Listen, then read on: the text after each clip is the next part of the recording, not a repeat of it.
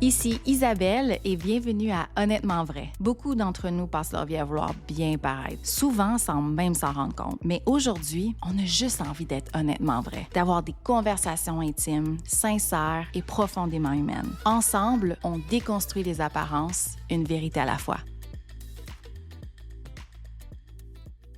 Bienvenue à un nouvel épisode d'Honnêtement vrai. Cette semaine, j'aborde un gros sujet. Dans le fond, je vais vous parler de mon histoire dans le monde du mannequinat. C'est un gros épisode. Quand même, je vais aborder des sujets qui vont être quand même assez lourds, délicats, beaucoup de trigger warning. C'est Je voulais en parler parce que ça fait partie de mon cheminement. D'avoir, dans le fond, tu sais, dans mon premier épisode, je vous parlais de d'où je venais, puis pourquoi ça m'avait amené à créer Honnêtement vrai. Parce que j'étais tellement dans le monde des apparences, la performance, à montrer une image parfaite de moi. Puis, ça a vraiment un gros lien avec mon passage dans le monde du mannequinat. Puis aussi de vous montrer comment ce monde-là qui semble glamour vu de l'extérieur est une industrie qui est, comment je pourrais dire, malheureusement, c'est pas comme on le pense. Il y a des requins dans cette industrie, il y a de l'abus. C'est très malsain, c'est très toxique comme milieu. Oui, il y a des bons côtés. Oui, j'ai adoré être mannequin, mais je voulais vous parler de plus de la vérité que des illusions dans cet épisode-là. Et je vais être honnête avec vous, j'ai été un peu stressée d'enregistrer cet épisode-là, un peu nerveuse parce que je vais aborder des sujets qui sont un peu touchés, j'ai aussi des choses qui me sont arrivées personnellement, puis que je dois, même si je suis guérie aujourd'hui, il faut que je repasse à travers ça en vous racontant.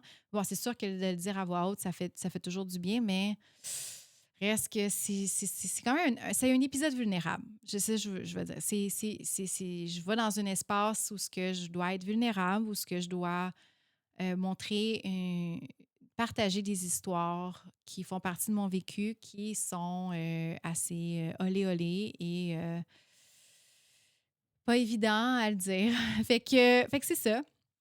Mais ça va vous donner, vous donner un peu le contraste de l'illusion, le rêve du mannequinat, mon passage, mon expérience à Tokyo, le succès dans le milieu, de quoi ça a l'air.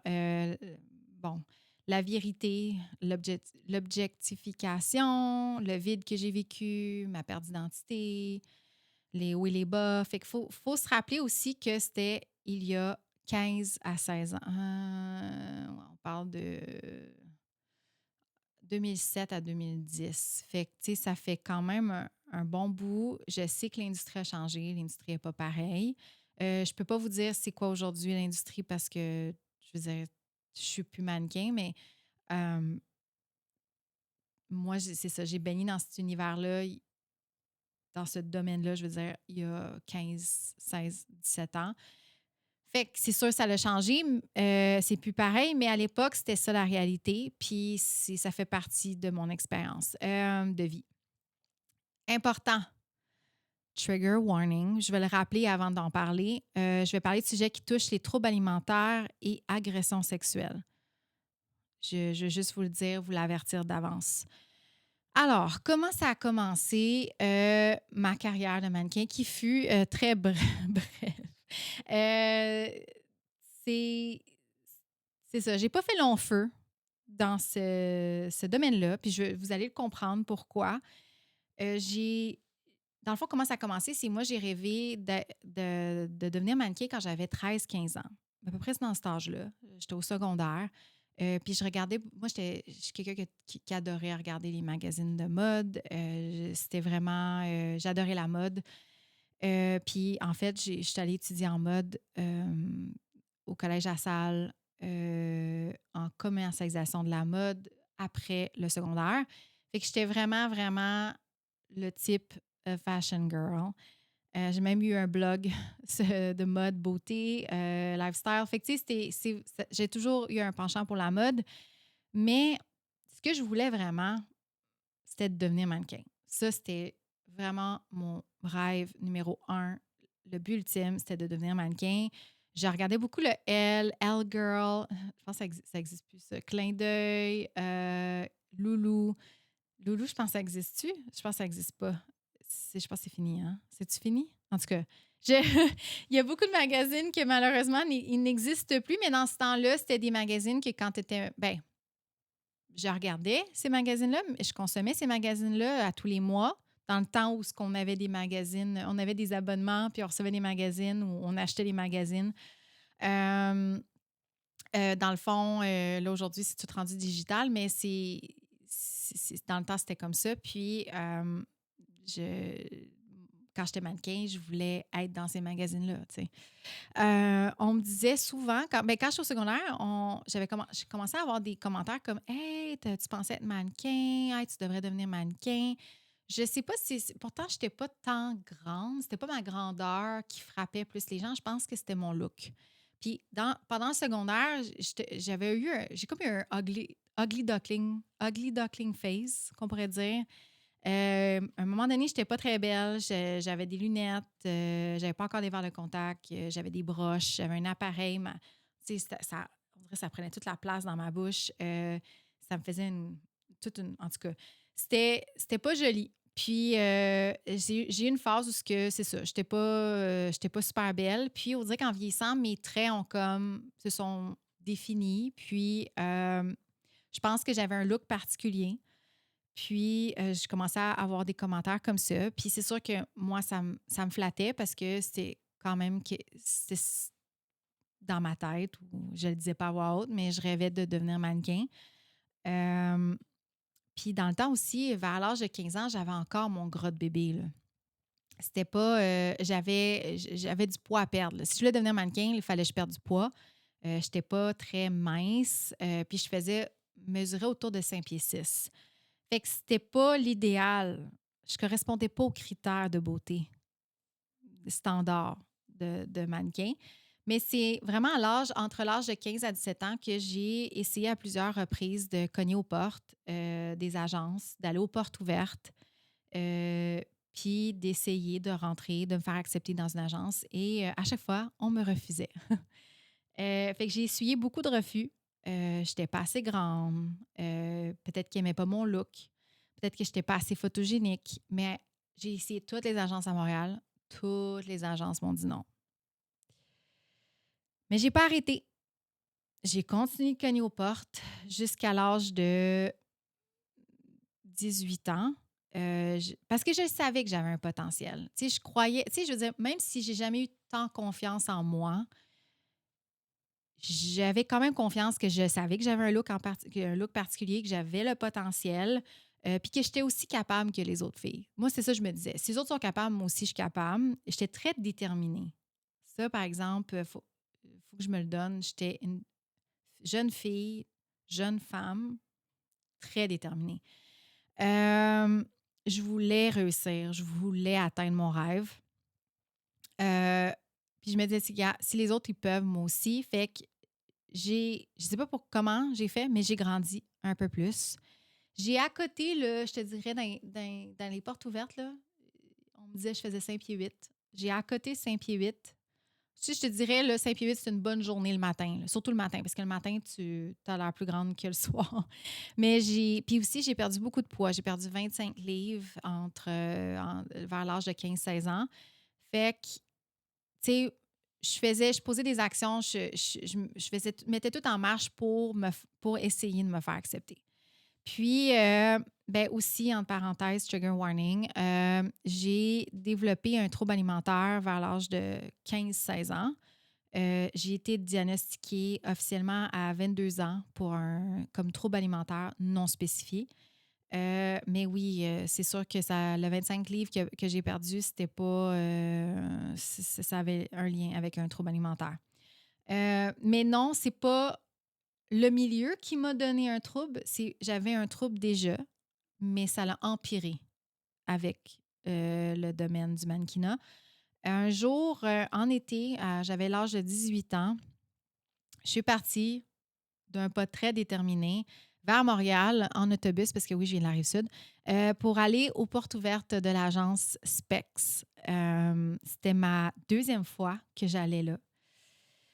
Et puis, j'attendais à côté d'autres filles, puis je vais toujours me rappeler de ce jour-là. Je m'en vais là, j'ai imprimé des photos que j'avais prises de moi sur une feuille de papier. Puis, j'ai rencontré les filles qui travaillaient là, les bookers, puis là, ils ont l'air intéressés. On mesure, on prend, je sais pas si on prenait mes menstruations, mais on regarde mes photos, ils prennent des photos de moi et là, ils se parlent, puis là, ils me disent qu'ils sont intéressés par mon look, puis que, ben là, c'est sûr, là, j'arrivais pas à croire qu'enfin, enfin, je me fais accepter, mais c'est sûr que là, il y avait des petits bémols sur ah, mais là, il faut refaire faire ses sourcils. Ses cheveux sont vraiment épais. On dirait qu'elle a un œil plus gros que l'autre, sa photo. Mais il me voulait. Il me voulait dans l'agence. Puis moi, à l'intérieur de moi, je capotais. J'étais comme enfin, mon rêve se réalise. Puis il voyait mon potentiel. Il me voyait enfin. Puis là, j'étais comme yes, je suis choisie. C'était de même que je me sentais. C'était fou, genre, honnêtement, c'est le plus beau sentiment pour une jeune fille, une jeune femme, j'avais 18 ans, qui rêvait tellement, ça faisait des années qu'elle attendait juste ça, de se faire dire oui. Euh, Fait que j'ai fait un test shoot après ça, et puis j'étais officiellement dans l'agence et je pouvais enfin dire je suis mannequin. Puis ça, c'était incroyable. J'arrivais dans l'agence, ils m'ont donné mon book avec toutes mes images. Là, j'avais ma com card, mes com cards. J'avais ma photo de ma com card sur leur mur. Puis là, j'étais comme, wow, I made it. Genre, c'était vraiment ce feeling-là, tu sais. Puis, j'ai quand même bien, au début, j'ai quand même bien fonctionné dans le sens que j'avais booké assez rapidement un gig pour dans un magazine, me semble, je ne me rappelle plus c'était quel magazine, mais c'était un magazine que, tu sais, je lisais, c'était pour les jeunes filles. Je sais pas si c'était Clin d'œil Girl ou ça s'existait-tu, Clin d'œil, je sais pas trop, là, mais ça n'existe plus. J'avais booké une campagne nationale, ça c'était big. J'avais booké aussi un autre, un 2 pages dans le Loulou. Euh, Jamais sur le cover, mais vraiment, moi, c'était incroyable de me voir un one page ou 2 pages dans le magazine que je consommais tout le temps. Fait que, tu sais, j'étais comme, wow! C'était incroyable, incroyable. Puis, j'avais l'air de. J'étais sur une bonne lancée. J'ai fait la semaine de la mode de Montréal. Étrangement, à Saint-Pierre-8, tu te dis, je ne ferai pas tant de runway que ça. Puis finalement, on m'a envoyé quand même à des castings. Même à l'étranger, on m'a envoyé à des castings pour des runways. Puis j'avais booké un designer pour la semaine de la mode de Montréal qui n'existait pendant. Je pense que ça a arrêté, je ne sais pas quand après, là, mais aujourd'hui, je ne sais plus. Ouais, non, je pense je pense pas que c'est revenu la semaine de la mode de Montréal. Mais en tout cas, c'était big. Là. C'était pour moi, c'était de la bonne visibilité. J'étais sur une bonne lancée. Puis je te dirais qu'après ça, j'ai comme un peu plafonné. Parce qu'on s'entend dans ce milieu-là, malheureusement, ben, j'ai un look en particulier, on va se le dire. J'ai la tête, ma face éditoriale sur un corps commercial.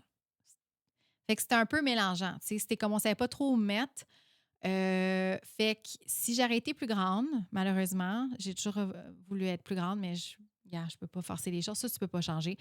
Si j'aurais été peut-être 5 pieds 10, 5 pieds 11, je ne sais pas, peut-être que j'aurais fait plus de runway ou peut-être que j'aurais fait plus d'éditos. Mais là, moi, avec ma grandeur, comment je suis faite, j'étais plus type commercial. Fait que c'est ça. Fait que ça a été difficile. Puis aussi, t'es une saveur du moment, hein. C'est un look particulier. C'était quoi la saveur du moment à ce moment-là? Tu sais, les looks, ça peut changer, les tendances. Fait que, tu sais, c'est comme. Il m'en était hot, puis il m'en était plus hot. Fait que ça dépend vraiment. Peut-être que si j'avais été ailleurs dans un différent type de marché, peut-être que j'aurais plus fonctionné ailleurs, tu sais, tout dépendant des marchés. Mais ouais, c'est ça. En bref, c'est ça le début de ma carrière de mannequin. Euh, Quand tu es mannequin, ben, en tout cas, dans ce temps-là, on pouvait se faire shipper dans un autre pays pour aller travailler là-bas à l'étranger. Fait que dans le fond, ce qui arrivait, c'est que ton agence mère, mettons mon agence à Montréal, pouvait me proposer, si j'étais d'accord, d'aller dans d'autres marchés à l'international. Puis, ça arrivait qu'il y avait des agents d'autres pays qui venaient faire un tour à l'agence, puis nous, on pouvait venir, c'est comme un casting où on se présentait. Eux autres, ils checkaient les photos, nous voyaient en personne, de quoi qu'on a de l'air, prenaient nos mensurations. Puis, oui ou non, ça pouvait marcher dans leur marché. Puis, moi, j'avais dit oui, que je voulais. En fait, j'adore voyager. Fait que j'étais comme oui, oui, oui, oui, oui, je veux voyager. Fait que j'avais proposé ma candidature pour, comme si jamais il y a des marchés, des agences qui sont ouverts à m'avoir, ben je vais y aller. Fait que dans le fond, moi, ce qui est arrivé, c'est en 2008. En fait, moi, c'est ça l'affaire, c'est que j'ai commencé à voyager durant la crise économique. Ouais. Fait que c'était pas fameux comme timing, mais je suis partie en Grèce l'été 2008. Fait que je suis partie en Grèce. J'ai fait à peu près 2 mois là. Dans le fond, comment ça s'est passé, c'est que ils ont probablement envoyé ma fiche avec ma Comcard, etc., à plusieurs agences un peu partout. Puis là, il y a une agente en Grèce qui a répondu puis qui a dit je la veux genre la semaine prochaine. Fait que quand on m'a appelé, ils m'ont dit hey, ça te tente-tu d'aller en Grèce, à Athènes, genre la semaine prochaine? J'étais comme ah, ben ouais. Puis là, j'ai dit fuck off le travail que je fais, je m'en vais. Quand tu t'en vas en Europe, normalement, il faut que tu payes ton billet d'avion. Fait que j'ai payé, en tout cas, moi, c'était ça. J'ai payé mon billet d'avion. Mais par exemple, tout là-bas, les avances, les autres qui font des avances, ils payent toutes. Puis toi, quand tu travailles là-bas, ben, dans le fond, tu rembourses tout ce qu'ils ont expense, tout ce qu'ils ont avancé pour toi. Et là, si tu fais un excédent, ben là, c'est ton profit, puis là, tu peux repartir à la maison avec ça. Mais comme je disais tantôt, j'ai voyagé pendant la crise économique. Fait que je n'ai pas pu faire l'argent, je ne l'ai pas fait assez. Il n'y avait pas tant d'opportunités. En fait, c'était tranquille. Puis même à Tokyo, quand je suis allée, Tokyo, c'était une agente qui était venue à Montréal. Elle m'avait rencontrée en personne. Et puis, ouais, c'est ça. Fait que elle, je l'avais rencontrée en personne. Mais tu sais, même, je me rappelle à Tokyo, j'avais rencontré dans un bar P.O. Baudouin, qu'il y a sûrement du monde qui connaissent de nom. Il était là en même temps que moi. Puis je me rappelle qu'on avait discuté parce qu'on venait de Montréal, les deux. Fait que tu connectes avec les gens qui viennent du Canada ou de Montréal. C'est comme ah, moi aussi, je viens de Montréal. Fait que il disait que c'était pas comme d'habitude. Lui, ça faisait plusieurs fois qu'il était venu à Tokyo, puis c'était pas comme d'habitude, puis qu'il faisait moins d'argent. Moi, j'avais trouvé ça moi, c'était ma première fois. Fait que j'étais comme oh, OK. Mais tu sais, moi, dans un sens, j'ai pas vu ça, mais mes voyages à l'étranger comme mannequin, je le voyais plus comme des expériences. J'ai jamais vu ça comme une opportunité de faire plein d'argent, là. Moi, je le voyais pas comme ça. Pour moi, c'était une expérience de vie. Puis je voulais vivre ça. Puis une chance que je l'ai vu de même parce qu'honnêtement, j'ai fait zéro. Même si j'ai travaillé.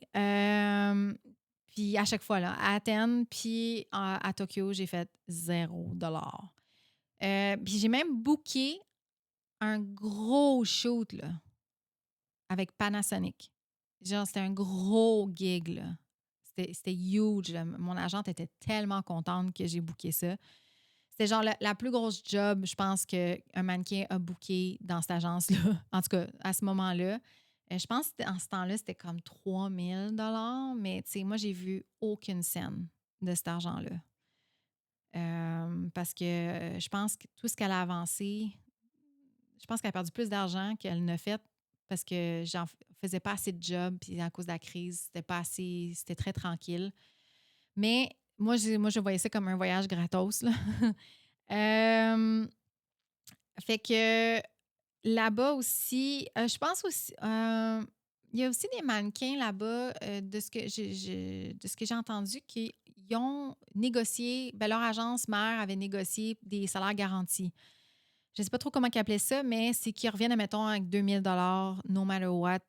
Si tu n'as pas fait une scène, tu n'as pas remboursé, tu repars avec un salaire garanti, là, un montant. Mais moi, c'était pas, ça n'avait pas été négocié comme ça. Ce qui est, ce qui est vraiment malsain, toxique, euh, dans ce milieu-là, c'est la comparaison. C'est avant même l'ère des réseaux sociaux, avant même l'arrivée d'Instagram. Moi, dans ça, je baignais dans la comparaison constamment. Tu es tout le temps en compétition avec les autres filles. Quand tu es là, tu vas à des castings, tu vois les autres filles, ben, tu te dis, oh mon Dieu, je vais-tu l'avoir? C'est qui va l'avoir? Puis là, euh, quand il y a une fille que tu connais ou que tu apprends qu'il a booké la job ou tu vois, parce que tu sais que tu as fait le casting pour telle marque, puis là, tu vois que c'est elle qui a booké la job, ben là, c'est sûr que tu avais un petit feeling de jalousie, un petit feeling de ah, pourquoi c'était pas moi? Ah, j'ai pas été choisie, pourquoi elle? Fait qu'il y avait beaucoup de ça. Euh, L'aspect de la minceur aussi. Je sais que le milieu a changé. C'est plus aujourd'hui, on est plus body positive. Tu sais, comme dans le sens comme body positivity. Fait que tu sais, on est plus dans l'acceptation d'un corps plus sain, plus en rondeur, moins la maigreur. Mais dans ce temps-là, c'était vraiment important de correspondre à un standard de beauté qui était, ben, pour moi, mon cas, c'était les hanches. Le problème, c'était mes hanches. J'avais tout le temps des bonnes hanches, puis quand même assez plus larges les hanches que le haut. Euh, Puis, on m'a dit, tu sais, juste pour, juste pour donner une idée, quand je suis arrivée à Tokyo, on s'entend, c'est un long vol. Là, tu sais, c'est combien de temps? C'est 13 14 heures? En tout cas, c'est vraiment un long vol. Quand tu t'en vas sur un avion, tu fais de la rétention d'eau, tu arrives à Tokyo, je pense que t'as 12 heures de décalage ou je sais pas trop. Là, moi, c'était rendu le soir, j'arrive à l'agence. Ben, mon agente japonaise, elle sort son tape. Puis là, elle mesure.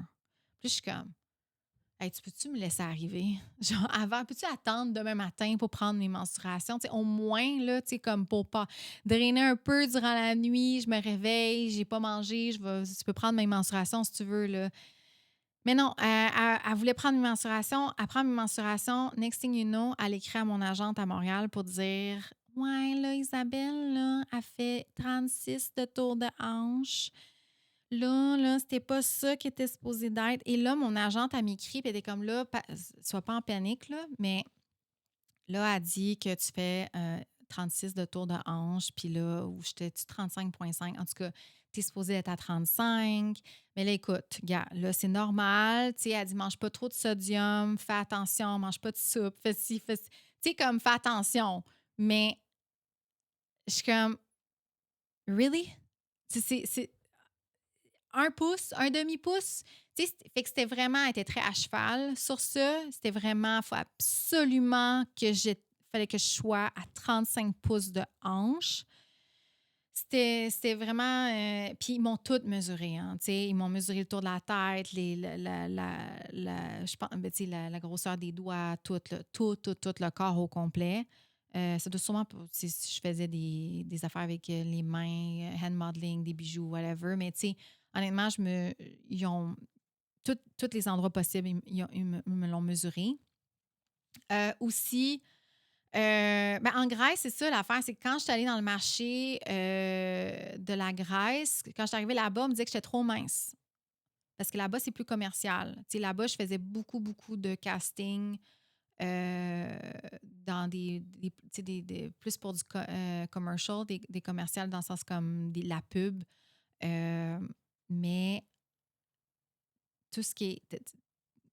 Quand, tu sais, quand on me dit j'étais trop mince, j'étais comme, really? Genre, j'étais en Europe, puis tu me dis je suis trop mince. Puis là, quand j'arrive à Tokyo, au Japon, ben, je suis comme trop grosse. Parce que mes hanches, ça ne fit pas. Fait que dans le fond, tu te fais tout le temps dire que tu n'es jamais assez, tu n'es jamais parfaite. Quand je suis arrivée, c'est ça, à Tokyo, la première chose une des premières, après m'avoir mesuré, une chose aussi qu'elle m'a demandé, c'était de me faire le contour des yeux avec du crayon. Là, j'ai dit, ah. Elle dit, peut-être t'acheter un crayon, là, ou t'as-tu un crayon pour faire comme plus tes yeux en forme d'amande? J'ai fait, OK, non. Je, tu, je comprends pas. Tu me fais venir. Je suis vraiment heureuse d'être à Tokyo. Là. Genre, je veux venir à Tokyo. C'est mon rêve. Là. Je veux être ici. Là. Mais tu me fais venir pour me dire qu'il faut que je change mon apparence parce que tu ne m'acceptes pas telle que je suis.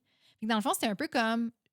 Dans le fond, on me fait venir, puis on veut pas que je sois Isabelle, comment, de quoi j'ai l'air. Il faut que je change. C'était un peu.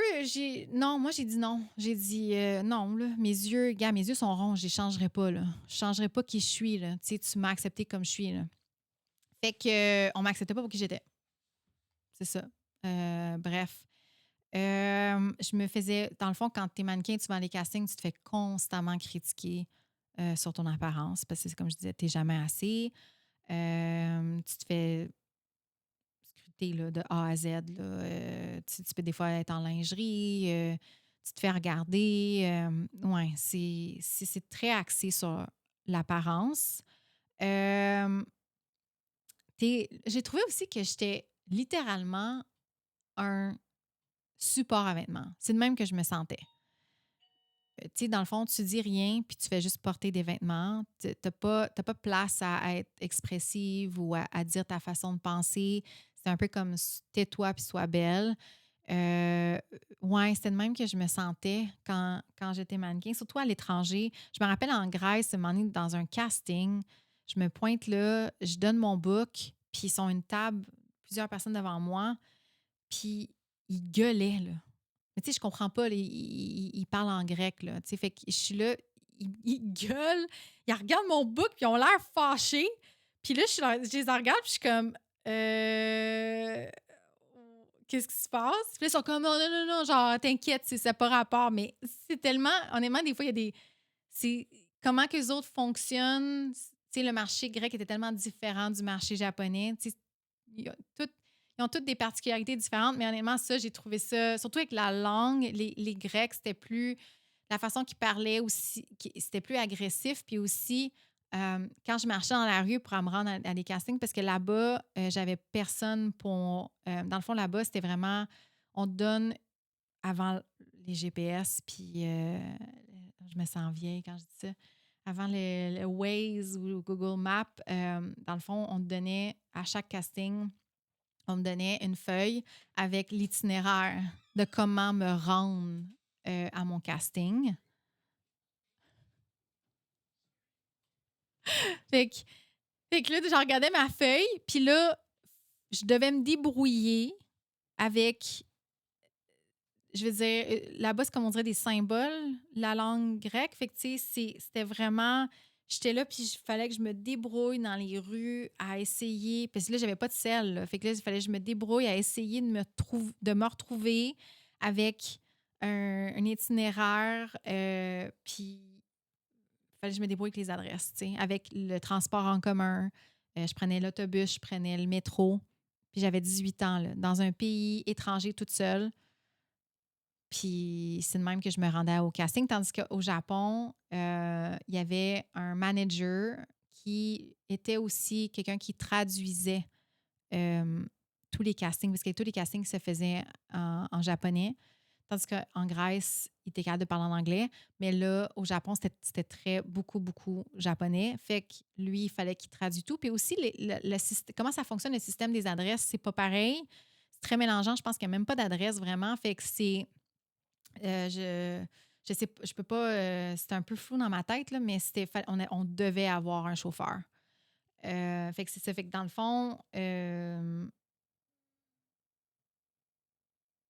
c'est ça, je sais pas trop qu'est-ce que je voulais dire par rapport ouais, fait qu'il fallait fallait vraiment, tu sais, c'est deux réalités différentes, deux marchés différents. Puis oui, c'est ça. Fait que quand je marchais dans les rues avec mon book pour me rendre au casting, le nombre de gars en moto ou en auto qui klaxonnaient. Puis des fois, j'étais avec mes roommates, mes colocs, puis on marchait, c'était deux Brésiliennes, puis là, on marchait dans la rue, puis là, ils étaient comme tan, tan, puis ils nous lançaient des affaires. Je suis sûre que c'est des affaires sexuelles ou essayer de flirter, mais c'était vraiment agressant, là. Puis c'était vraiment, en fait, c'était de façon agressive, là. C'était pas plaisant, là, constamment se faire klaxonner puis crier après, là. Ouais, c'était spécial. Aussi, je trouvais la façon aussi au Japon, comment souvent c'est arrivé, c'est qu'on était cordés, toutes les filles alignées côte à côte. Puis, il y avait le client qui était là assis, là, puis il pointait. Puis il disait oui, non, oui, non, non, oui. J'avais l'impression qu'on était comme des produits sur une étagère ou comme du bétail. On était juste.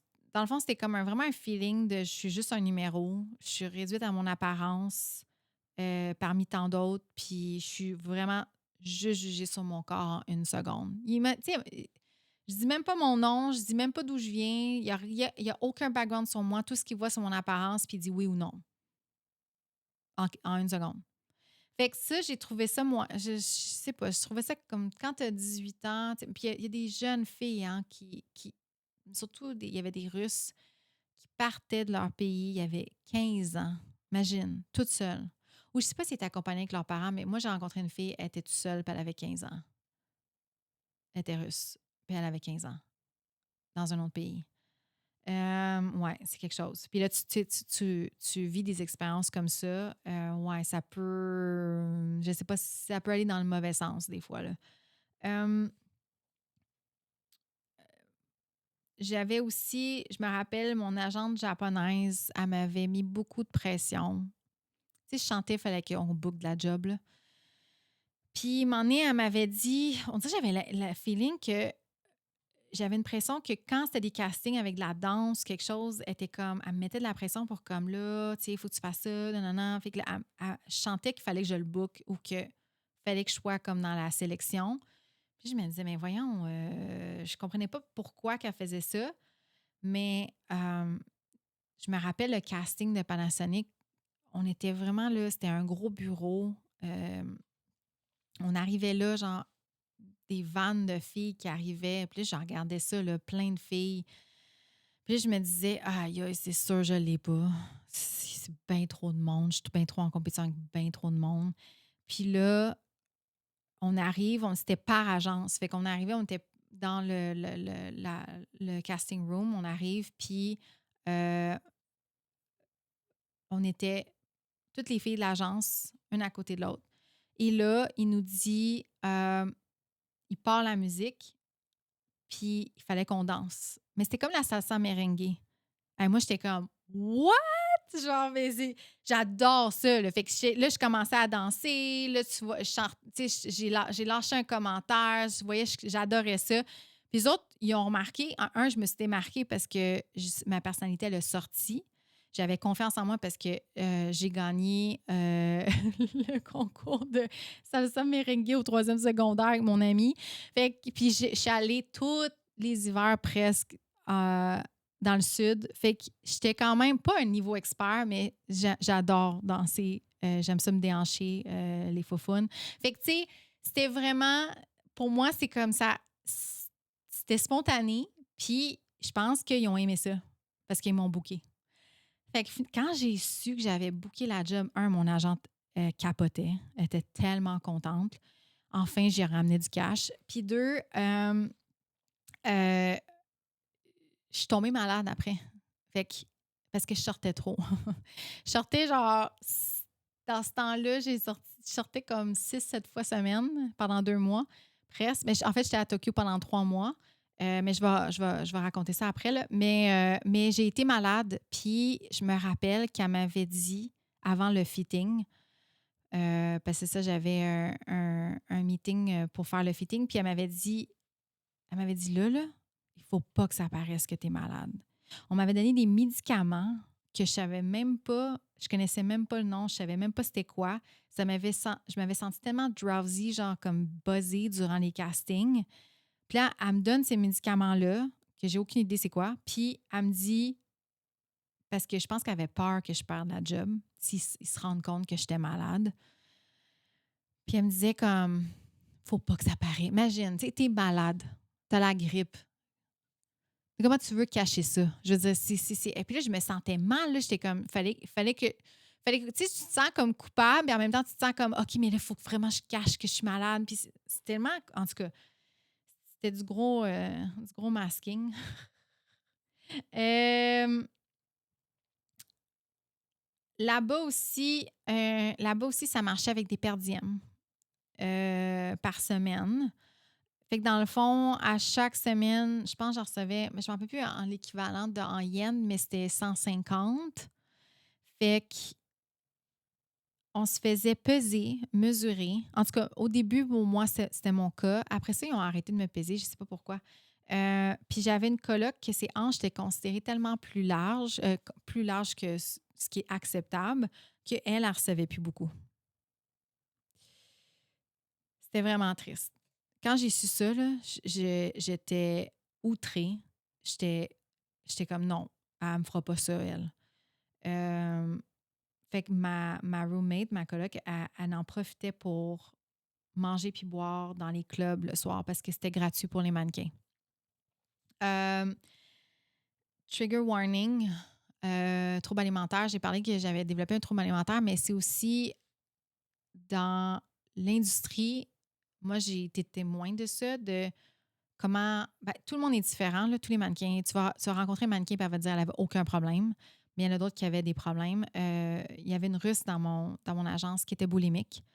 Puis on le savait tous. Puis je me rappelle sur un job, elle avait mangé. Puis à chaque fois, elle était partie aux toilettes. Puis là, on était là, puis on s'en regardait, puis on était comme, oh my God, elle est en train de se faire vomir. Puis on jugeait ça, mais honnêtement, aujourd'hui, quand j'y pense, je trouve ça vraiment, vraiment triste. C'est à quel point elle était pas bien, tu sais. Puis je la comprends parce que moi aussi, j'étais dans la même situation. Mais tu sais, je dis ça, mais encore une fois, il y en a, c'est l'anorexie. Il y en a, c'est juste, ils ne mangent pas beaucoup. Moi, j'étais plus dans ce sens-là. Je ne mangeais pas tant que ça. J'étais beaucoup dans la restriction. Surtout être mannequin, je n'étais jamais assez. Hein. Fait que je me pesais tout le temps, puis à chaque fois, puis j'étais très maigre. Puis quand je me pesais, à chaque fois, je me disais, je suis pas assez maigre. Puis là, j'allais au casting, je voyais les autres filles, je me comparais. Après ça, je prenais mes mensurations, puis je disais, je suis pas assez petite. Parce que là, je regardais les com cards des autres, puis là, les autres étaient comme 35, 34, 33 pouces de hanche. Puis moi, ben non, j'étais tout le temps 35, 36, puis je pouvais tendre vers le 37, puis là j'étais comme, je suis pas assez maigre. Puis pourtant, j'étais tellement maigre, là, je pouvais pas perdre plus de poids. Là. J'étais à mon plus maigre, c'était à Tokyo. Puis là, je suis devenue végane parce que c'est une autre façon de cacher ça, de restreindre encore plus ma nourriture. Puis là, moi, j'étais avec d'autres filles, ben, tu sais, dans mon agence, on était mes colocs. Puis là, je les regardais manger. Il y avait une fille, elle venait du Texas. En plus, c'était l'hiver. On était à Tokyo. Puis je sais pas l'hiver canadien d'ici, là. Elle avait une petite jupe. Là. Elle était tout le temps en petite jupe puis en talons hauts. Puis j'étais comme... Moi, j'étais là avec mon manteau. Puis je comprenais rien, là. Puis elle mangeait, genre, beaucoup de fritures. Tu sais, on s'entend, je sais que c'est cliché, là, mais c'était ce genre-là. C'était party girl. Elle sortait tout le temps. J'avais une autre coloc, c'était une Russe, elle était plus vieille, puis elle était mince, mince, mince, mais elle mangeait des pâtes, Genre, à chaque fois qu'on revenait de clubber, elle revenait, puis elle se faisait chauffer un plat de pâtes dans le micro-ondes, puis elle n'engraissait pas, là. Moi, pendant 2 mois, j'ai sorti, j'ai clubbé, j'ai bu. Avant, je buvais pas. Fait qu'en l'espace de 2 mois, j'ai pris 10 livres. Moi, je peux pas manger des pâtes avant de me coucher. J'ai pas perdu 70 livres postpartum en mangeant des pâtes avant de me coucher. Parce qu'honnêtement, j'aurais pas perdu le poids si j'avais fait ça. Fait que tout le monde est différent, tout le monde a des métabolismes différents. Moi, dans mon cas, il fallait vraiment que je restreigne ma nourriture pour rester le plus maigre possible. Il y en a que, ben c'est ça, c'était la boulimie. Il y en a que, ben c'est l'anorexie. Il y en a que ils sont normales, puis ils vivent leur vie, puis eux autres, c'était pas un problème de l'alimentation. Fait que, tu sais, il y a plein de cas différents, mais oui, c'est triste que malheureusement, c'est une réalité de l'industrie.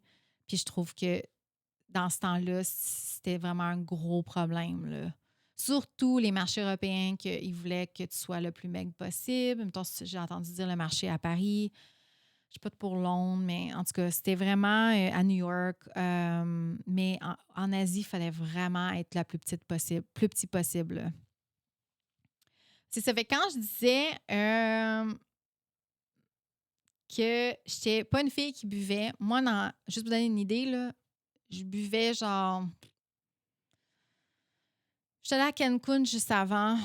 Je suis restée là 2 semaines avec ma famille dans un tout inclus. Puis je pense que j'ai bu 2 consommations pour le jour de l'an. Ou un verre. Je buvais pas. J'étais vraiment là, je me rappelle, ces 2 semaines-là, il fallait pas que je bronze parce que tu n'as pas le droit de bronzer. Il fallait que j'arrive là pâle, pâle, pâle, pâle pour le marché japonais. Il fallait pas que j'engraisse non plus. Hein? Je me mesurais, je me pesais à tous les jours.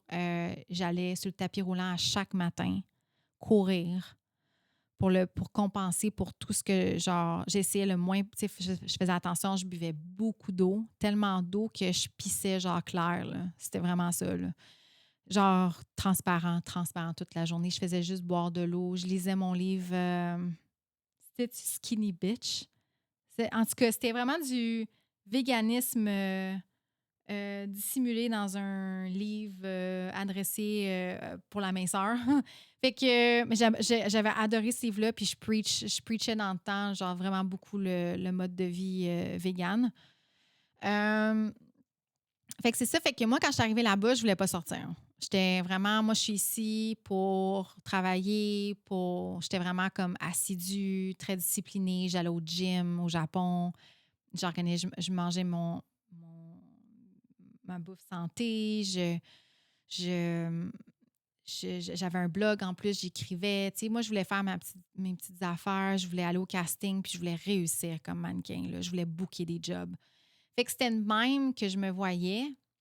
Puis toutes mes roommates, toutes mes colocs, c'était toutes des party girls, des party animals. Fait que, tu sais, à un moment donné, on dit « Ah, viens-t'en, Isabelle, viens-t'en. » Puis là, j'ai fait comme « Ah, OK, mais je vais juste sortir une fois ou deux, tu sais. » J'ai vu un vodka cranberry soda, là, et ça a été la chute.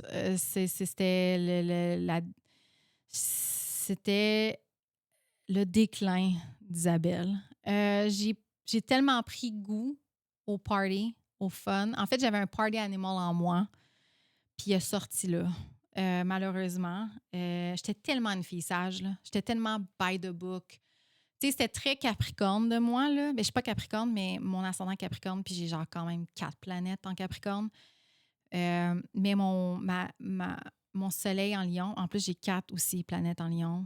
J'ai un stellium. Fait que, ouais, c'est vraiment intense. Beaucoup, beaucoup de Capricorne, beaucoup de Lion. Mais mon Lion en moi est sorti.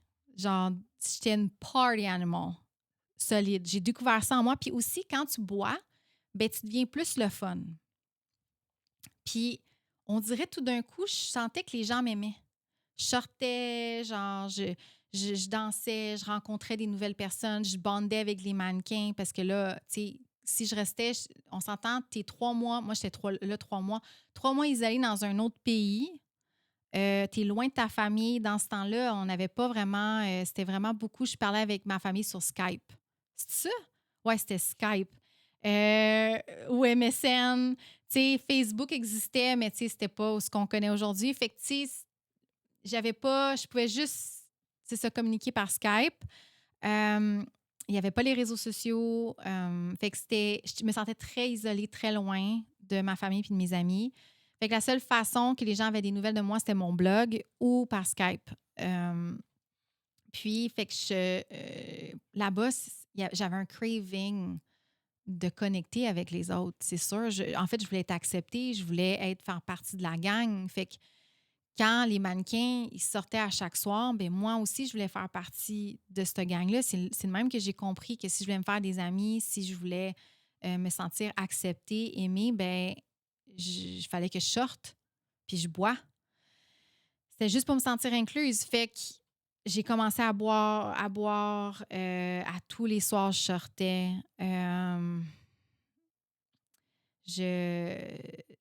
C'était... Ça, puis ça n'a pas d'allure parce que même quand j'étais malade, je sortais.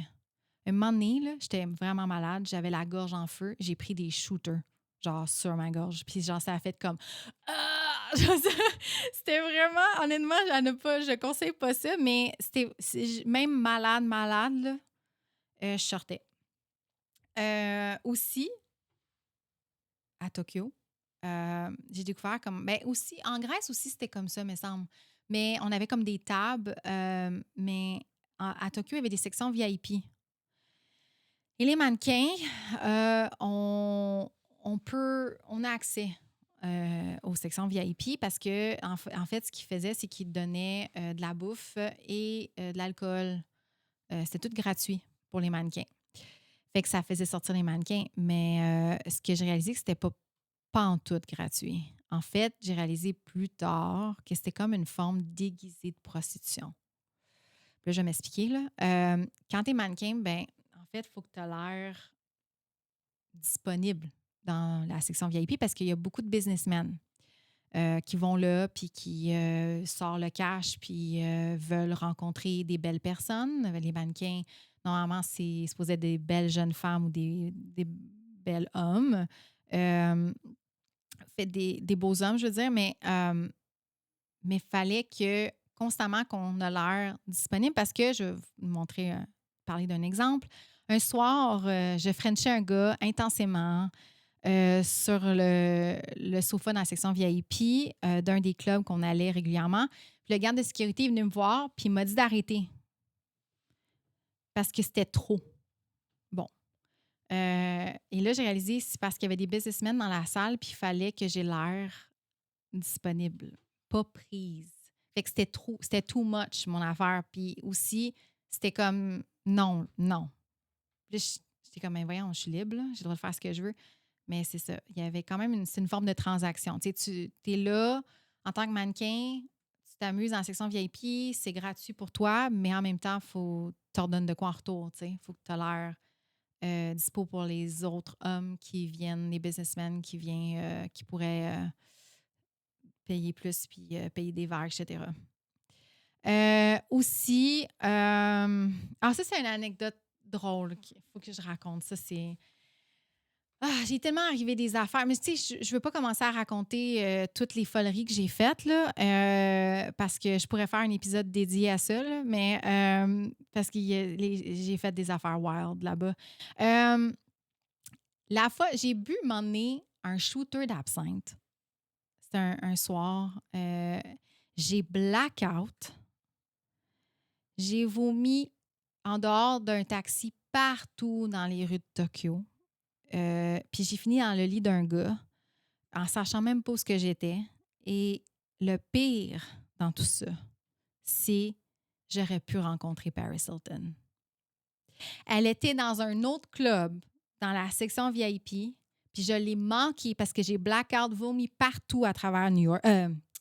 J'ai blackout vomi partout à travers Tokyo. Puis c'était mon idole de jeunesse. Puis là, j'étais comme, à quel point j'ai blackout puis j'ai manqué Paris Hilton. J'aurais pu la rencontrer. Il y avait un autre mannequin que je connaissais qui l'avait rencontrée puis qui avait parlé. Puis ça a été un regret. Mais ouais, parce qu'on pouvait, dans la section VIP, des fois, il y avait des. J'ai rencontré, il me semble, du monde qui manageait Oasis, le band. Mais oui, on pouvait rencontrer des fois des célébrités parce qu'ils allaient dans la section VIP, of course. Euh, Tu sais aussi, moi, je suis arrivée là-bas à Tokyo avec le cœur brisé. Moi, j'étais vraiment une fille de relation. Euh, Puis je suis arrivée le cœur brisé par un gars parce que, juste avant, c'est ça, je fréquentais un gars. Puis il m'avait dit, probablement parce que je partais longtemps, ça y a fait de quoi, il s'avait attaché, puis il m'a dit qu'il me considérait comme une petite sœur.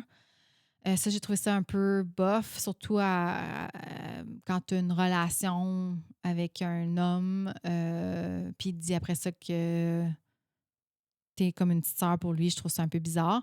Mais fait, ça m'avait vraiment, vraiment blessée quand même. Ça m'a fait de quoi? Fait, je suis partie, imagine, je suis partie à Tokyo, le cœur brisé. T'ajoutes là-dedans aussi beaucoup d'alcool, des clubs, sortir tous les soirs, des beaux mannequins. Ben, tu sais, c'est ça. Moi, j'ai viré sur le top. J'ai viré sur le top assez rapidement. J'ai commencé à ce qu'on appelle à être promiscuous, je l'avoue. C'était pas mon genre. Moi, j'ai toujours été une fille de relation. Fait que tout d'un coup, j'ai viré de l'autre bord, carrément. C'est ça. J'ai commencé à boire. C'était pas moi, ça. Commencé à être promiscuous, à chercher la validation. Je voulais tellement me faire aimer par un gars que une fois, j'ai regardé mes photos album Facebook, puis j'ai vraiment, avec, tu sais, des années plus tard, je regarde et je suis comme, aïe, c'est flagrant comment je suis tout le temps collée sur un gars. Comment je suis tout le temps en train de faire des câlins avec un gars ou je suis en train de prendre une photo avec des gars. Tout, genre sur la plupart des photos, là, sur beaucoup de photos, là, sur mes albums Facebook. J'étais vraiment, honnêtement, j'étais là-bas, là, puis j'avais un besoin immense d'être aimée. Je cherchais juste la validation. Moi, j'étais tout le temps validation extérieure aussi par rapport au domaine. Tu sais, je veux dire, je voulais constamment me faire valider, me dire ah, tu sais, genre, t'es belle, t'es ci, t'es ça, tu sais, tu réussis parce que quand tu bookes des jobs, ben, plus tu réussis. C'est comme une validation extérieure constante. Je voulais juste que les gars, les hommes m'aiment. Fait que c'était vraiment, pour moi, c'était très malsain, là. Fait que, tu sais, c'est pas juste aller à Tokyo comme mannequin, c'est vraiment tout ça est venu avec, qui a fait que ça a été le début de mon déclin. Euh, Tu sais, aussi, j'étais pas quelqu'un qui mangeait de la crap. Comme j'expliquais, j'étais beaucoup dans la restriction. Mais vers la fin, là, je mangeais mes émotions. Beaucoup. Il y a même, je me suis ramassée. Souvent, on allait à un after. Tu sais, les clubs après, qui rouvrent après 5 heures du matin. Là. Puis on se ramassait toutes là, on chantait du karaoké, on mangeait des sushis, on pouvait, des fois, tu sais, ils commandaient de la bouffe. Tu sais, je veux dire, on sortait jusqu'aux petites heures du matin, mais aux petites heures du matin, on s'entend, des fois, souvent, c'était 7 heures du matin. Fait que moi, le soir, tu sais, on buvait énormément. Fait que là, à dépasser 5 heures, à un moment donné, je sais pas, on dirait que je sentais tellement un vide, je me sentais tellement pas bien que j'allais dans les convenience stores, genre les 7-Eleven, Lawson, puis j'allais chercher de la bouffe, des snacks, puis j'allais m'asseoir à côté du club, toute seule, en petite boule à terre, puis je mangeais genre mes snacks toute seule. Puis je me rappelle, j'avais un ami allemand que je m'avais fait, puis il sortait dehors, puis il me trouvait genre à l'extérieur en train de manger mes snacks du convenience store. Fait que, puis saoul. J'étais à terre, seule, saoul. Puis honnêtement, c'est vraiment triste parce que j'ai tellement envie de prendre Laïsa de 19 ans dans mes bras, là, puis de dire que c'est juste que c'est passager, puis que ça va mieux aller après, puis que t'as pas besoin de l'extérieur pour te faire valider. Mais ouais, c'était vraiment c'était triste. C'était vraiment triste que je cherchais constamment la validation chez les autres, à l'extérieur de moi. Puis je sentais constamment un vide. Fait que je, je, je comblais le vide avec l'alcool et après ça, la bouffe. Là, ça. Quand je suis revenue de Montréal, après ça, j'ai eu des problèmes avec de camoufler mes émotions, de combler le vide avec beaucoup, beaucoup la bouffe. Puis l'alcool, ça a continué jusqu'à avant de tomber enceinte. vraiment, là. Euh, ouh, je vais embarquer dans un sujet. Fait que là, tu sais, j'ai expliqué un peu comment ça s'est passé, comment le milieu de la mode, le monde du mannequinat, comment ça l'a affecté. euh, Comment ça m'a affecté en tant que personne, mais aussi en tant que mannequin. Euh, je vais parler maintenant. C'est un milieu. Ouais, ça, trigger warning. C'est un milieu où malheureusement, j'ai côtoyé des agresseurs déguisés en photographes, a.k.a. also known as des requins dans le milieu. Avant le mouvement MeToo, il y en a eu, il y en avait. Il y en avait. Malheureusement, j'en ai côtoyé 2. Et je suis sûre qu'il y en a plus. Puis je pense, heureusement, j'ai pas été sur. Ils n'ont pas tous été sur mon chemin, mais ils ont été sur probablement d'autres chemins de d'autres femmes, d'autres mannequins. Fait que je vais raconter un peu l'histoire. Je vais pas nommer les noms parce que j'ai pas envie d'avoir des avocats dans mon cul. Je vais pas. Il y en a sûrement qui vont peut-être, si tu viens du milieu ou tu en as entendu parler, peut-être tu vas reconnaître. Peut-être les photographes que je vais pas nommer, mais que je vais parler. Fait que dans le fond, puis je le dis, je veux parler de cette histoire-là parce que je trouve ça important d'en parler, surtout en tant que femme. Fait que dans les premiers mois, après que je suis rentrée dans l'agence, on m'a envoyé faire un test shoot chez un photographe peu connu à l'époque. Je sais pas si c'est dans ses débuts, mais en tout cas, il commençait. Il était pas comme hot, là, comme qu'il l'a été. Il testait ses lumières. Puis moi, ben, ça faisait de la pratique quand même, puis des photos. Fait que mon agence m'a vu ça comme, bon, mais il teste ses lumières, fait que toi, au moins, tu vas peut-être avoir des photos, ça va te faire pratiquer. Je pense que l'agence ne savait pas encore que cet homme-là était problématique. Je ne sais pas trop son historique, mais bref. Il a flirté avec moi pas mal. Quand je suis arrivée là, j'ai commencé à faire des photos, il flirtait. Puis après ça, il m'a invité à faire de quoi. Honnêtement, c'est un peu flou, là, mais bref, j'étais pas mal naïve à 18 ans. Tu sais, je veux dire, encore une fois, tu sais, ah non, c'est vrai, Tokyo, j'avais 19 ans. C'est vrai. C'est vrai, j'avais pas 18, j'avais 19 ans. Excusez. Erreur, 19 ans. Mais là, j'avais 18 ans. J'avais 18 ans, j'étais naïve. Je commençais dans le milieu. Fait que, tu sais, j'ose pas trop. Je veux dire, quand même, il était beau. Je le trouvais attirant. Fait que. Puis là, en plus, il flirte avec moi. Je me sens désirée. Je me sens. Ouais, c'est ça. Fait que, tu sais, je veux dire, j'ai accepté. Puis, je trouvais ça flatteur. Fait que, oui, je l'ai fréquenté pendant environ 2 mois. Après ça, j'ai refait ce que je me rappelle, mais je peux pas dire dans le temps. Il me semble que c'était après qu'on s'est fréquentés. J'étais allée refaire un autre test shoot avec lui. Je pense qu'il m'avait invité. C'est même pas rapport avec l'agence, là. Je suis retournée, puis pendant le test shoot, il avait essayé de m'embrasser, même plus, il voulait plus. Il s'essayait. Puis moi, tu sais, on n'était pas ensemble, là. Fait que, tu sais, je me sentais comme un peu coincée. C'était zéro professionnel de sa part, premièrement. Puis ça a l'air que je n'étais pas la seule en plus. Euh, les agences ont eu vent de son comportement par après. Puis ça a l'air qu'il s'est fait barrer. En tout cas, c'est ce qu'ils disent, là. 1 an et quelques plus tard, je sais pas si j'étais à Tokyo ou j'étais en Grèce. En tout cas, il a essayé de me contacter. Puis, je pense que c'était MSN dans ce temps-là. Je ne pense pas que c'était Messenger, c'était MSN. Et il m'harcelait. C'était vraiment fatigant parce qu'il essayait de me faire croire plein d'affaires. Il voulait me revoir. Il essayait de trouver des excuses. Moi, je croyais pas à ce qu'il disait. Puis, il m'harcelait, là. Si je disais non ou que j'étais réticente, là, on dirait que c'était comme il n'acceptait pas le refus. Puis, c'est ça, il m'insultait. Et c'était vraiment pas le fun. Puis, avant de partir pour Tokyo, c'est ça. Là, ça, c'est le premier photographe. Là, je vais parler du deuxième photographe. Avant de partir pour Tokyo, j'avais fait des tests. Moi, tu sais, je cherchais. Moi, c'est comme je disais, là, je voulais réussir comme mannequin. J'étais vraiment là, je voulais le plus possible de faire des créatifs avec des différents photographes parce que je voulais vraiment avoir un bon portfolio. Je voulais avancer. Je voulais que ça me donne des opportunités. Fait que moi, je me cherchais des opportunités. Mais il me semble que ça s'appelait Model Mayhem. Puis là, mon agence m'avait dit de ne pas aller. Quand ils l'ont su, que je faisais affaire avec différents photographes de ce site-là, ils m'avaient dit qu'il ne fallait pas que j'aille sur ce site-là, que c'était pas. Eux autres, ils ne recommandaient pas ça.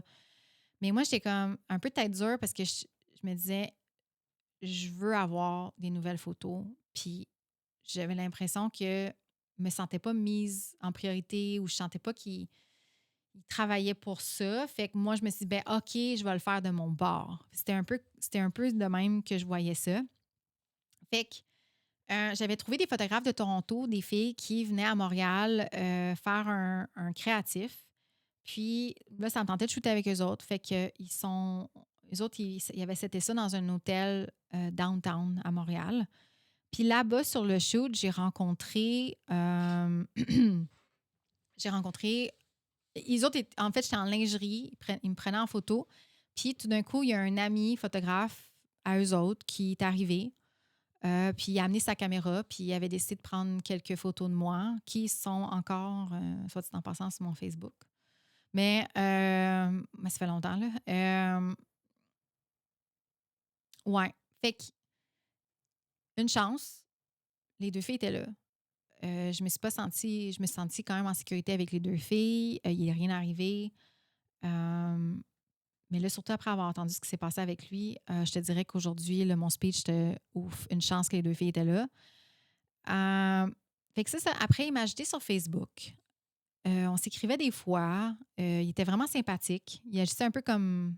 Il était vraiment très amical. Il me blaguait souvent. Je ne vais pas en dire trop sur lui là, parce que je veux pas. C'est ça, là, je vais garder ça assez simple. Puis, un moment donné, je pense à une ou deux reprises, il m'avait proposé de faire un shoot avec lui. Tu sais, one-on-one, là, juste avec lui. Puis, honnêtement, une chance, ça ne s'est pas fait. Parce que là, je vais revenir au premier. En fait, c'est ça, là, ça devient compliqué. Là. Pendant mon séjour à Tokyo, check bien ça devient vraiment twisté mon affaire. Ce deuxième photographe-là, le deuxième photographe, me contacte pour me dire si je connaissais le premier photographe. Là, j'ai dit, il m'a demandé si je l'avais fréquenté. Fait que là, j'ai dit oui, j'ai fréquenté le premier photographe. Et là, il me dit que sa blonde, en fait son ex, récemment ex, elle a découvert que, en fait, pour moi, sa blonde, il l'avait décrit comme son ami et styliste. Ça a toujours été ça. Mais finalement, c'était pas son ami et styliste, c'était sa blonde tout le long. Et ça a l'air qu'elle s'est rendue compte qu'il avait trompé avec plusieurs filles. Et là, elle vient de s'en rendre compte qu'il l'a trompé. Et elle avait eu des soupçons de moi dans le temps. Je pense qu'elle avait vu une conversation Facebook. Elle avait vu un message, puis elle l'avait affronté. Puis là, il avait dit « Ah, c'est juste une conne que, mannequin là, que je connais. » Puis moi, j'avais aucune idée que de tout ce temps-là, quand je l'ai fréquenté, j'étais une maîtresse sans le savoir. Puis que les autres qui avaient ça de l'air, parce qu'elle m'a parlé sur Facebook après, parce qu'il m'a demandé, il dit, elle aimerait ça prendre contact avec toi, puis elle aimerait ça te demander pour que. Je pense dans son closure à elle, je pense qu'elle avait besoin de voir quand ça s'est passé, puis d'avoir le timeline. En fait, je crois que c'est ça, parce qu'elle m'a posé des questions et tout, puis c'était zéro méchante. C'était vraiment, elle m'avait pas attaqué, rien. Là, c'était vraiment, elle est pauvre, elle. C'était vraiment. C'est quoi, c'est pas évident là, d'apprendre que tu t'es fait tromper pendant des années et avec plusieurs filles. Et elle m'avait dit qu'il avait vu plusieurs filles en même temps que ce moment-là qu'il m'avait vu, qu'on s'était fréquenté. arc, c'est... En tout cas, ouais, c'est ça. C'est tout un trou de cul. Mais, fait que c'est ça. Fait que le deuxième photographe me dit, ah, est-ce que tu as déjà fréquenté le premier photographe? J'ai dit oui. Et là, après ça, il me dit, OK, sa blonde ex vient de se rendre compte qu'il l'a trompé à tout bout de champ, puis que ça a l'air qu'il aurait agressé des filles. Fait qu'il me dit ça. Ben, 3 ans plus tard, le deuxième photographe qui venait de m'avertir et de dire que l'autre avait agressé des filles, ben j'apprends que j'ai vu sa face, puis dans, je pense que c'était, c'est quoi, TVA, ou dans des articles en ligne, qui avait été accusé d'agression sexuelle et d'agression armée. Il a fait 2 victimes. Les 2 victimes l'ont accusé et possiblement il y aurait eu d'autres victimes. Fait que, ouais. Honnêtement, ça fait peur. Tu sais, je veux dire, je me dis, wow, OK, Puis je me suis mis dans des situations où il y a des choses qui auraient pu m'arriver, là. Puis il y a des choses qui m'ont arrivé. Mais dans cette situation-là, quand j'ai vu ça, j'ai fait, wow, genre, à quel point il y a des requins qui rôdaient autour de nous, ben, les mannequins, mais de moi aussi, je veux dire, durant mon bref passage dans ce milieu-là, il y avait des requins autour de moi, puis ils ont essayé de me mordre, ils ont essayé, il y en a qui m'ont mordu, mais tu sais, c'est vraiment, honnêtement, c'est épeurant. Je trouve ça... une chance, le mouvement MeToo a vraiment mis un spotlight. Merci. J'arrête pas de parler, ça va pas, mais c'est un gros épisode. Je le savais, c'est un gros épisode. Ça a l'air que je suis rendue à 1 heure et quelques. Merci, Walid. Le mouvement MeToo a vraiment mis un spotlight sur l'abus de pouvoir des photographes dans le milieu. C'est vraiment, honnêtement, tant mieux qu'ils ont mis le spotlight là-dessus. C'est important. C'est vraiment... C'était de l'abus de pouvoir, là. Sérieux. Le premier photographe que j'ai connu, que j'ai raconté dans l'histoire, le premier photographe que j'ai fréquenté, a connu... non, excusez. Le premier photographe que j'ai fréquenté a eu 3 plaintes criminelles contre lui pour viol et agression sexuelle. Puis malgré tout ça, je crois qu'il travaille encore aujourd'hui. C'est ça qui est frustrant, c'est ça qui est fâchant. C'est qu'il a réussi, il y a de la reconnaissance. Puis derrière son succès, il y a des jeunes femmes qui ont été détruites. Puis c'est pas juste ici, hein. On pense au Terry Richardson, les grands photographes, là, Mario Testino, Bruce Weber, Patrick Demarchelier, des grands noms de la mode qui ont été accusés aussi d'avoir exploité, manipulé, agressé. En fait, ils abusaient de leur pouvoir là, en tant que photographe. Puis c'est ça que ça a fait le mouvement MeToo dans ce temps-là. Je pense que c'était en 2017. C'est que des milliers de femmes comme moi ont enfin réalisé ce qu'on avait vécu dans ce milieu-là, c'est que c'était pas normal. C'était pas juste la job. C'était pas ça, c'est la job de mannequin, puis faut dealer avec ça. Tu sais, c'était de l'abus. On a vraiment vécu de l'abus. Puis en fait, ça n'aurait jamais dû avoir sa place. L'effet que ça a laissé sur les victimes aussi, honnêtement, ça détruit des vies, là. Je veux dire, si tu as vécu une agression sexuelle, si tu as déjà vécu une agression sexuelle, tu le sais l'impact que ça a sur ta vie par après. Puis même des fois, on s'en rend même pas compte. Puis l'abus de pouvoir, ben c'est ça, là. C'est de faire sentir à la victime le sentiment d'être inférieur à l'autre, c'est d'avoir peur. Quand tu es victime d'une agression sexuelle ou tu t'es fait abuser, ben tu as peur des répercussions, tu as peur de perdre ta carrière, fait que tu dis rien, tu restes dans le silence. Puis, ben, ce silence-là, je te dirais, il te gruge par en dedans. Puis, c'est là que tu t'en vas sur un chemin d'autodestruction.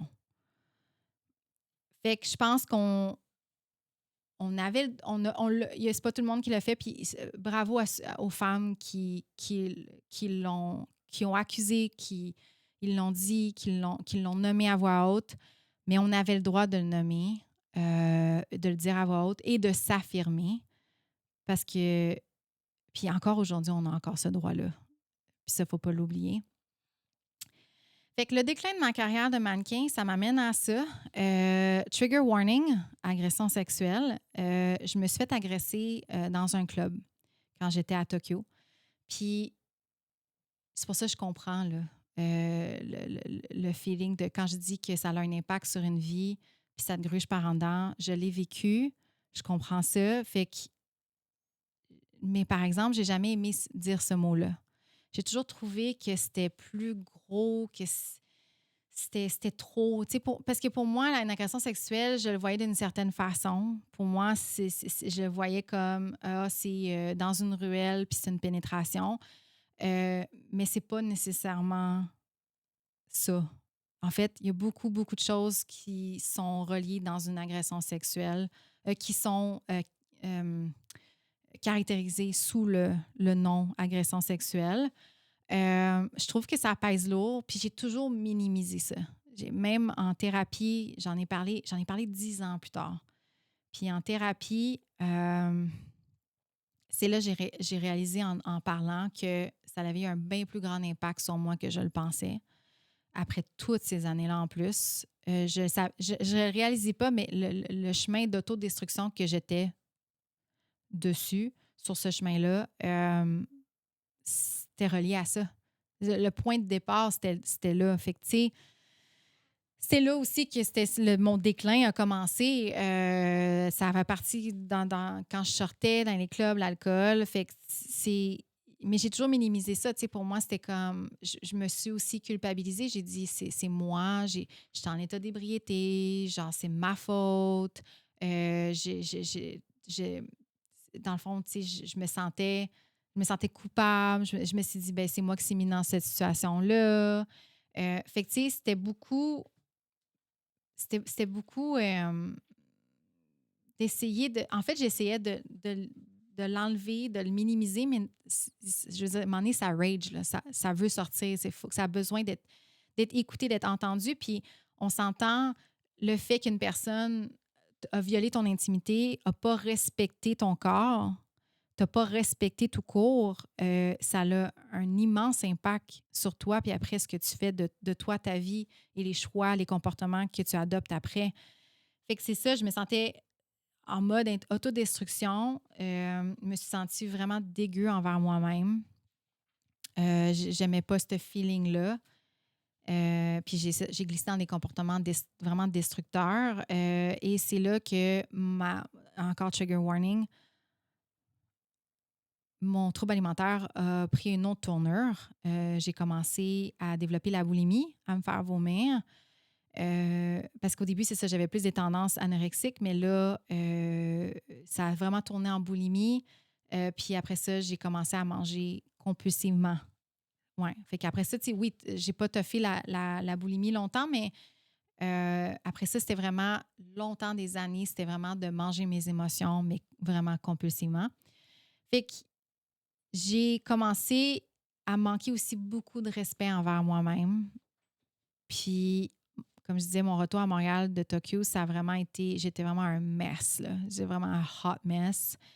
J'avais 10 livres en plus. J'étais pas bien dans ma tête. En plus, je pensais aller à Milan. Finalement, je me sentais... J'avais pris trop de poids dans ma tête. Fait que je me suis dit, oh non, je ne vais pas y aller. Fait que je prévoyais partir 6 mois en 2010, comme c'était comme 6 mois plus tard. Puis je pense que c'est un de mes plus grands regrets aujourd'hui parce que je sais que ce marché-là, j'aurais probablement fonctionné parce que l'agence là-bas harcelait mon agence ici pour que j'y aille parce que c'était vraiment, oh, Isabelle, elle vient-tu, Isabelle? Je pense que vraiment, ça a arrêté mon marché. Puis c'est ça c'est un gros regret. Aussi, quand je suis arrivée, j'ai commencé, j'allais vraiment pas bien. Là. J'ai changé mes cheveux sans en parler à ma booker et mon agente. Je me suis pointée m'emmener à un casting. Une fois, je venais de regarder le film sur la Polytechnique. On va se le dire, là, ça m'avait quand même déstabilisée. Là. Euh, Puis là, elle avait vu que j'avais pas l'air bien. Fait qu'elle a callé un meeting par après. Puis là, on m'a annoncé qu'on me laissait 6 mois pour prendre le dessus, parce que clairement, ils voyaient que je filais pas. Mais je leur ai jamais dit ce qui m'était arrivé là, au Japon. Puis, tu sais, elle me l'a pas dit directement, mais indirectement, parce que les autres, ils prônaient quand même le body positivity dans l'industrie. Fait que, tu sais, ils voulaient pas me dire directement, il faut que tu perdes du poids, mais c'était vraiment, tu corresponds pas à ta com card, à les mensurations. Fait que, entre les lignes, là, si tu lis, il faudrait que tu perdes du poids. Fait que c'était un peu ça. Fait que c'est ça. Elle savait pas. Elle savait tellement pas que je dealais avec l'aftermath d'une agression puis d'un trouble alimentaire. Puis j'allais juste pas bien mentalement. Puis ce qui est arrivé, ben je me suis faite. J'allais tellement pas bien que mon focus a shifté. Ma carrière, elle a pris le bord. On m'a laissé aller vers la fin 2010.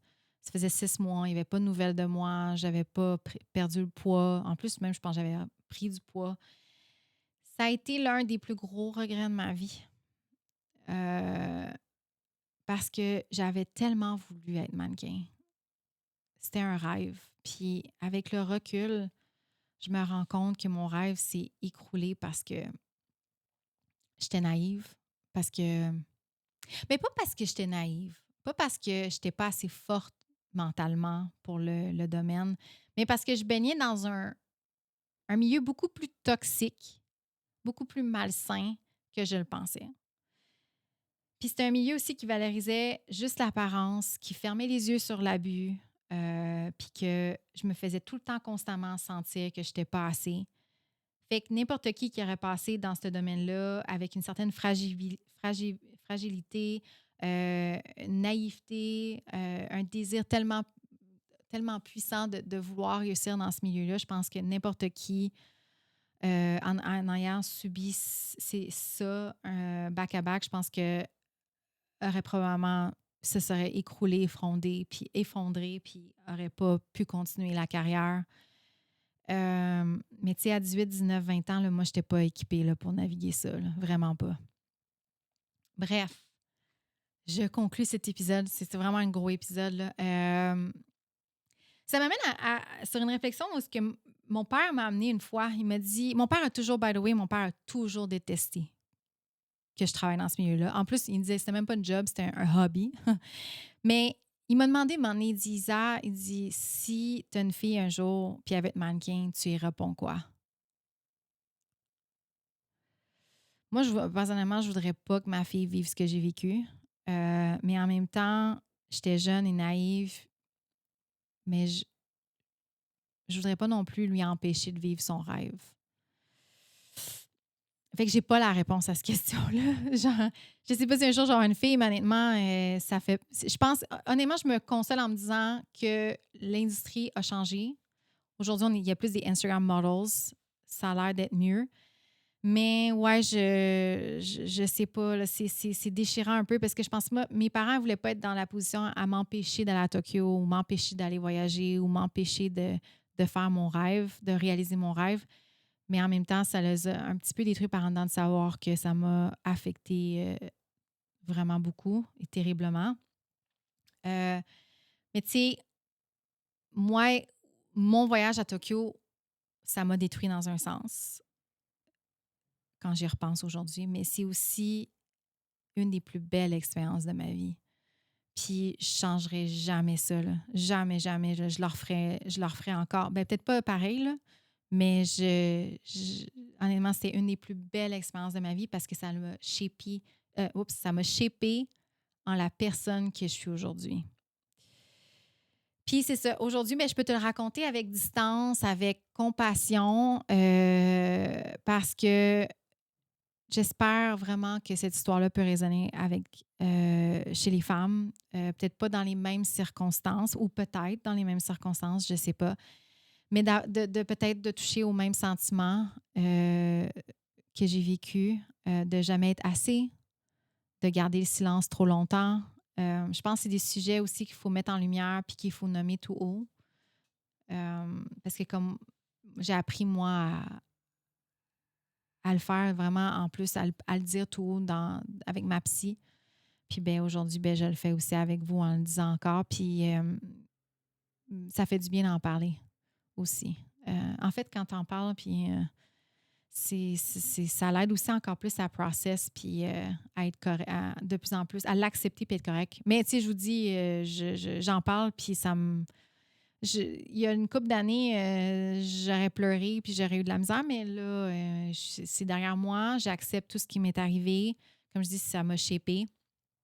Puis j'espère juste que ça peut résonner avec quelqu'un à quelque part.